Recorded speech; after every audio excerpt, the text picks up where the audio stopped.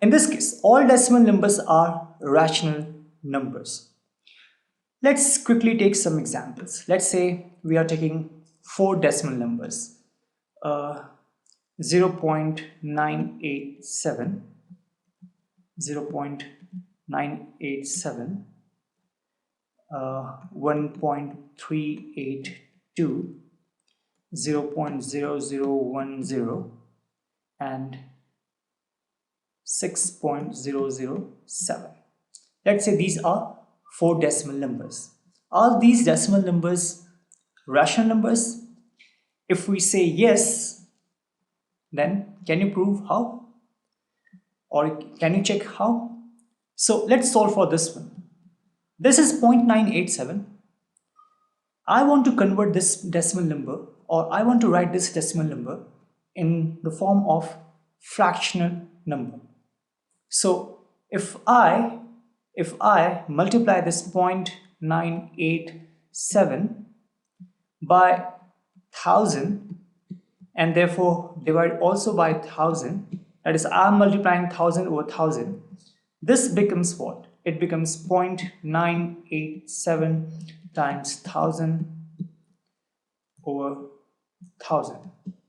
And if you're wondering why I have multiplied by 1000, so check how many digits are after this decimal number. So after decimal number we have 1, 2 and 3. So I have multiplied by 1000. Since I have multiplied by 1000, so I have to divide also by 1000 in order to neutralize it. That is, it should be 0.987. This value should not change, because if you solve it, this will come as 1 only. So 0.987 times 1 is actually 0.987 only. Now this becomes what? This becomes 987 over 1000. Now can you see that this is actually what? This is actually a fraction, a fractional number, and we have learned that all fractional numbers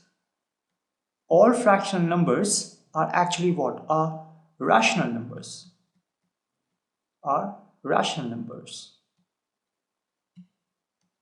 Why? Because here this numerator is 987, that is it is a positive integer. Then divide by 1000, it is also positive integer. And what does rational number says? Rational number says that p over q, it can be of the form p over q, where p can be 0 or any positive integer or any negative integer. So here we have positive integer. Q says it cannot be equal to 0, so it is not equal to 0. It can be any positive integer or it can be any negative integer. Yes, this is a positive integer. So this is, yes, it is a rational number. What about this one? If I solve this one, how many digits do we have after this decimal point? We have 3. So again, we are going to do the same thing. So 1.382 times 1000 divided by 1000. If we solve it, this becomes 1.382 times 1000 over 1000. This becomes 1382 over 1000. Now, is this a fractional number? Yes, this is a fractional number, or straight we can say it is a rational number. Why it is a rational number? Because p can be 0 or can be positive integer or can be negative integer. Yes, in this case it is a positive integer. Q can be positive integer or a negative integer and cannot be equal to 0. Yes, this is not equal to 0, and yes, it has a positive integer as the denominator. Yes, it is a rational number. Same thing for this one. So how many digits do we have after decimal? We have 4. So 0.0010 times 1, 2, 3 and 4. Multiply with as many zeros here, that is equal to the number of digits after the decimal. 1, 2, 3 and 4. So this becomes 0.0010 times 1, 2, 3 and 4, and this gives you 2, 3 and 4.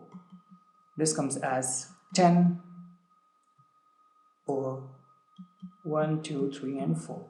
Now yes, this is a rational number because 10 is a positive integer, p can be positive, q is not equal to 0 and q is a positive integer, so it satisfies this condition also, right? So yes, it is a rational number. Let's solve this last one. It is 6.007. We have 3 digits after decimal point, so multiply this with 1, 2, with 1000. 1, 2 and 3. Now this becomes 6.007 times 1000 and this is 1000. This gives you 6007 and 1000.